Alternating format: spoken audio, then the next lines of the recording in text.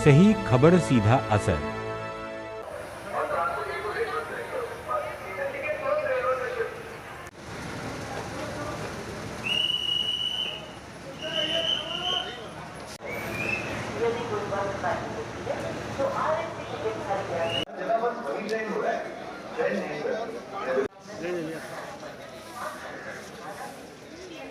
करा लोगे, ये कोई दिक्कत नहीं है।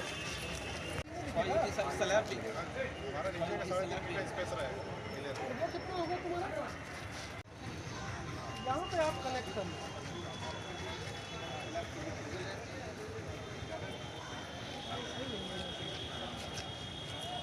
मेरे पास ऑलरेडी यूटीएस ऐप या रेल कनेक्ट का अकाउंट हो तो टेंशन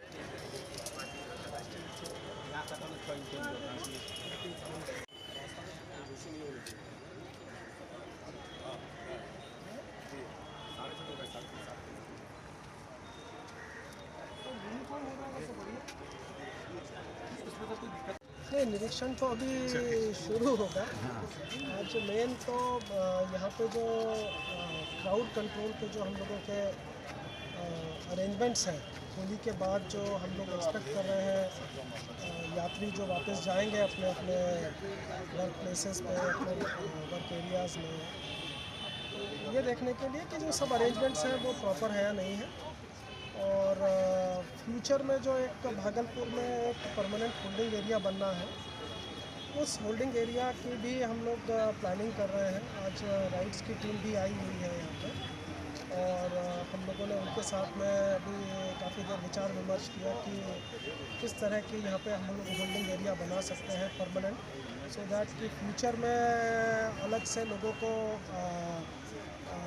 कोई आते वक्त और जाते वक्त किसी भी तरह की कोई असुविधा नहीं। सर, होली का कुछ नया ट्रेन भी चलाने का उम्मीद है? हाँ, क्योंकि काफ़ी संख्या में बिहारी यहाँ आते हैं।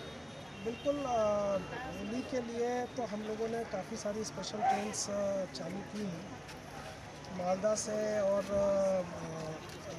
आनंद विहार, गांधीधाम, उधना, इन 3 लोकेशन के लिए तो हम लोग अपने यहाँ से चला रहे हैं। और बाकी जो बेंगलोर है, वहाँ से भी बेंगलोर है, फिर देन वेस्टर्न रेलवे ने भी अपनी ट्रेनें चलाई हैं जो कि भागलपुर टच करेंगी और फिर भागलपुर से वापस जाएंगी। लोकल पैसेंजर ट्रेन जैसे खुलती है, भागलपुर से खुलती है, उसमें डब्बा काफ़ी कम रहता है, यात्री लोगों को काफ़ी असुविधा होता है चढ़ने में भी और उतरने में, काफ़ी भीड़ भाड़ रहता है, उसके लिए क्या पहल है सर? बाका के लिए कोई एकदम 9 बजे से नहीं है, सब 8 बजे से होती है, सब बहुत प्रॉब्लम होती है यहाँ पर। नहीं, बाका के लिए भी हम लोगों ने एक एडिशनल ट्रेन जो है, हम लोगों की डिमांड थी कि जसीडी से बाका के लिए और फिर बाका से आगे यहाँ भागलपुर के लिए, तो हम लोगों ने प्रपोज़ल मुख्यालय भेजा हुआ है, मोस्ट प्रॉब्ली वो हो जाना चाहिए। और दूसरी चीज़ जो आप कह रहे हैं कि जो पैसेंजर ट्रेन के लिए, तो हम लोगों ने इमरजेंसी के तौर पे अगर ज़्यादा भीड़ होती है तो 2 स्पेयर रेक्स का भी प्रबंध किया है जो भागलपुर के आसपास के स्टेशन पर रहेंगे।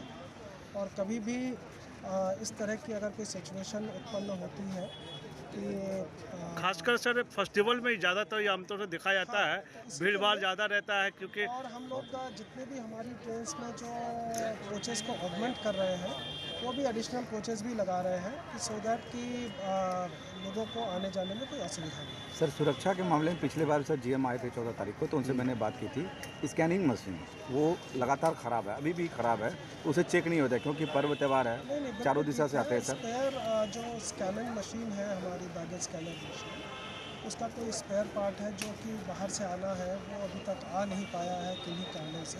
और हम आगे भी बाकी जो हमारे प्रमुख स्टेशंस हैं उनके लिए भी हम लोगों ने एक्सरे मशीन्स, DFMDs और बैगेज स्कैनर मशीन्स जो हैं हम लोग उसको प्रोसेस में कर रहे हैं। पार्किंग की व्यवस्था तो आज सब देख रहे हैं कि सही लग रही है, नहीं, पार्किंग की व्यवस्था सही है। और जो होल्डिंग एरिया हम लोग प्रपोज कर रहे हैं वो भी इस तरह से प्लान करेंगे कि लोगों को अनावश्यक रूप से बहुत दूर ना जाना पड़े, वो जहाँ पे लोग आते हैं वहीं से सीधा होल्डिंग एरिया में चले जाएं, तो लोगों को अननेसेसरी और डायरेक्ट जो है उनकी जो एंट्री है वो सीधे FOB पे हो, सो दैट कि उनको कहीं और पे चलना ना पड़े।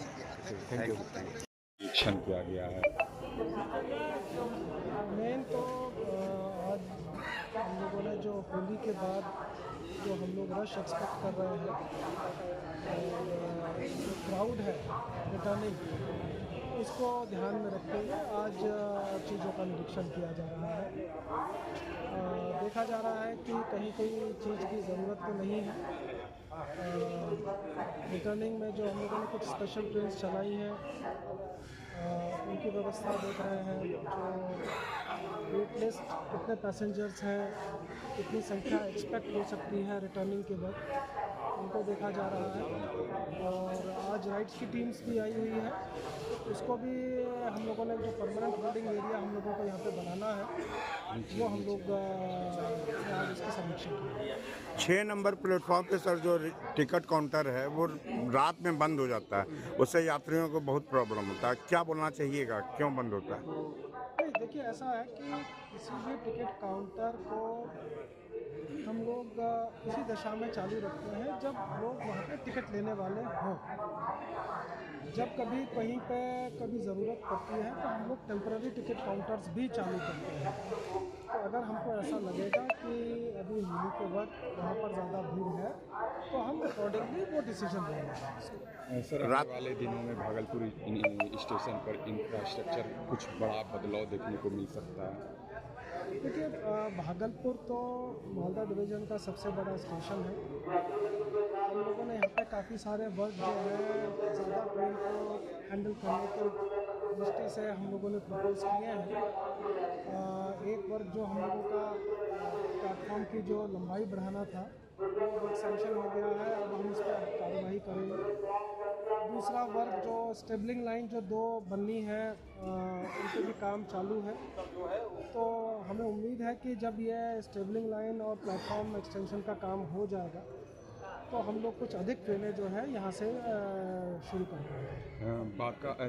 भागलपुर दुमका दोहरीकरण जो रेल लाइन का होना है उसका कार्य आप लोग किस गति से करवा रहे हैं और कब तक लक्ष्य पूरा रखे हैं? देखिए वो कार्य जो हम लोगों का जो सिस्टर ऑर्गेनाइजेशन है कंस्ट्रक्शन डिपार्टमेंट वो एग्जीक्यूट कर रहा है और उसकी भी जो भी प्रिलिमिनरी जो हम लोगों को ड्राइंग्स वगैरह हैं वो डिवीज़न में जो भी आ रही हैं उसको हम लोग अपने देख के और उनको अप्रूव कर रहे हैं और मुझे लगता है कि काफ़ी जल्दी उस सेक्शन पे काम शुरू हो जाए।